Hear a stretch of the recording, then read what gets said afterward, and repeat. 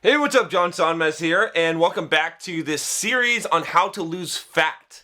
I started this series because a lot of you have been asking me sort of the best ways to lose fat, to drop fat, and so I thought I'd just make a complete series on everything that I know about fat loss and weight loss. I call it fat loss because I don't want to just lose weight, I want to lose fat. So, if you're just joining me here, make sure that you click this playlist here, click the eyes, the little box, and it'll be in the description below so that you can see all the videos in the playlist.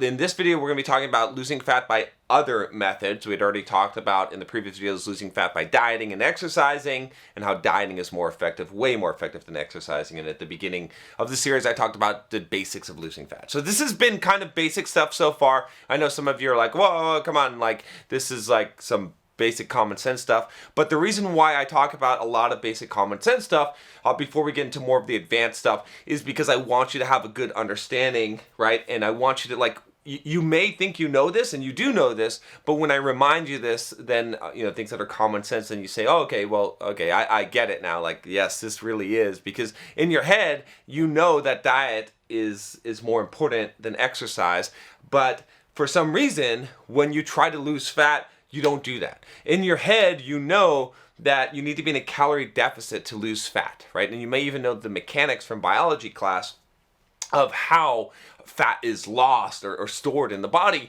But when you diet, when you're trying to lose fat, you somehow create these justifications in your head and say, well, I'm not over, it doesn't matter, I'm eating healthy foods or whatever, and you make these justifications, right? We all do this. And part of the reason why is because of the judgment that we make, right? We rationalize and justify. So I'm going to talk about some of this actually in some of the psychology of losing fat, which we're going to be talking about. I'm trying to think where I have this. I've got a video coming up that'll be called The Mental Game of Fat Loss. So, all right. So, with that said, one other housekeeping thing, click the subscribe button, click the little bell once you to turn on notifications so you don't miss any of the future videos in the series. And I'll probably be adding to the series eventually. As you guys have questions and stuff, leave a comment and leave a question in, and I'll update that. So, all right, so on this video, it's going to be fairly short. We're just going to be talking about losing fat by other methods, okay? So we'd already talked about dieting and exercising, but what other methods are there to lose fat, okay? Basically, there's a lot of like little tiny hacks, and for the most part, I don't recommend those. So I'm going to start off, I'm just going to list through all of them. Basically, if you're not losing fat by diet or by exercise, probably the next thing that you're doing is through thermogenesis, right? Essentially raising your body temperature, or basically raising your base metabolic rate, making your body work harder, okay, in order to burn more calories, okay? So the way that this works is a lot of the fat burners that you see on the market or that people sell are basically thermogenics. What that means is that they raise your body temperature, okay? Or they cause your body to have to raise its temperature, which burns more calories, right? If you have a fever, for instance, you're gonna actually burn more calories, although it's probably not a good way to live your life, right? In fact, there's definitely some drugs out there that can cause, a thermic effect that can cause you to burn more calories, but they're not always the best thing, not something I'd recommend. But if you look at most of the fat burners, like, you're going to find stuff like caffeine is going to kind of raise your body temperature slightly, and actually it's more than raising your body temperature. What it's going to do is it's going to increase your heart rate, which means that you're going to basically burn more calories as your heart is going to be pumping faster, okay?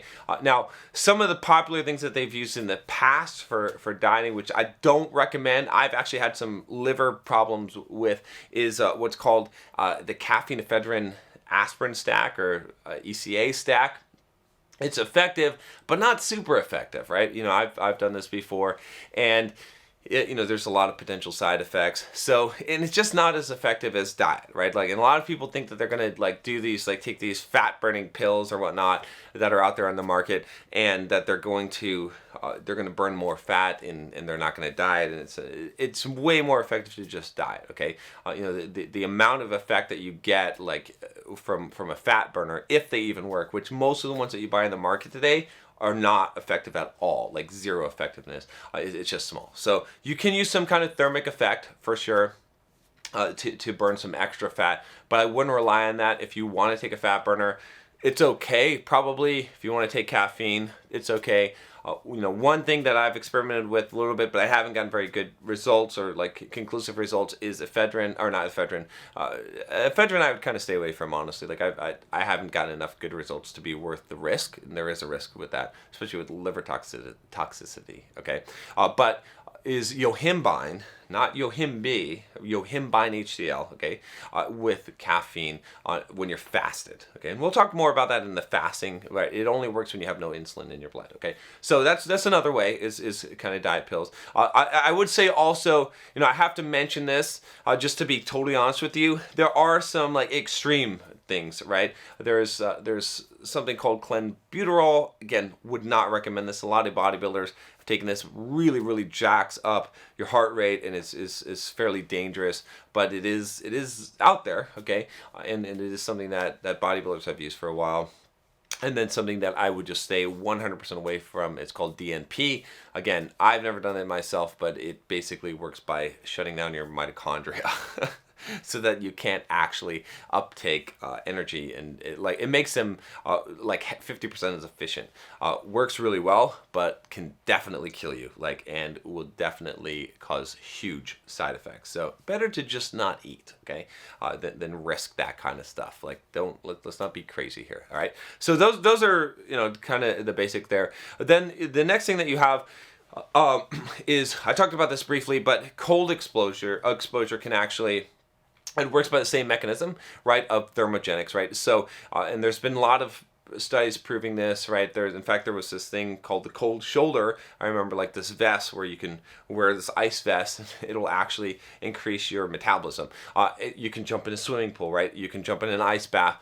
These things are very uncomfortable and not super reliable. I mean, again, probably not worth the price of trying to do this because of how long you need the cold exposure. I haven't seen like a very effective method of delivering cold exposure. But aside from swimming, right? If you want to do your cardio and you want to swim and you like to swim and you're swimming in a swimming pool, you're going to burn a lot of extra calories, right? A lot of people said, with the whole Jason Phelps thing, if you're Michael Phelps, not Jason Phelps. That was a different guy, but Olympic swimmer, right?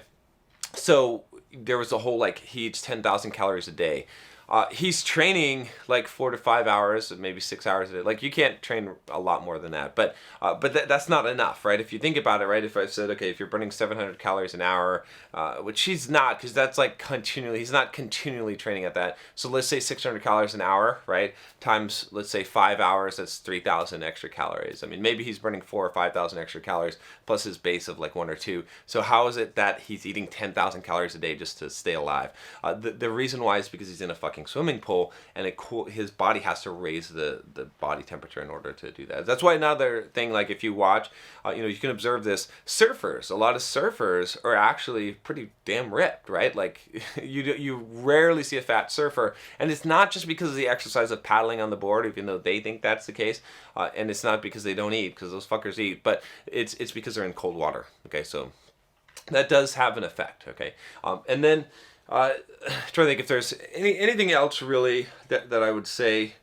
There's some marginal things again that diet pills and ways that people have been able to slightly increase metabolism, but fat loss is basically going to come from those things. Liposuction, I suppose, but let's again not something that I would condone. It's not a great idea. I mean, I think there's probably a purpose for it if you had like stubborn fat in a certain area and you just had already dieted down and couldn't get past that. But yeah, that's it. Those are really basically it. So again, just to summarize here, what are we trying to do? Like, what is the biggest bang for our buck, right? Diet, okay? Not eating requires the least amount of action, okay, and gets us the best result with the smallest risk, okay? We add exercise in there, yes, that's great, and we could add some thermogenics, right, in order to increase metabolism slightly, but we can't rely on that stuff, and I would just not recommend it, right? We want to try to simplify things as much as possible. So I'm going to be talking about this when I talk about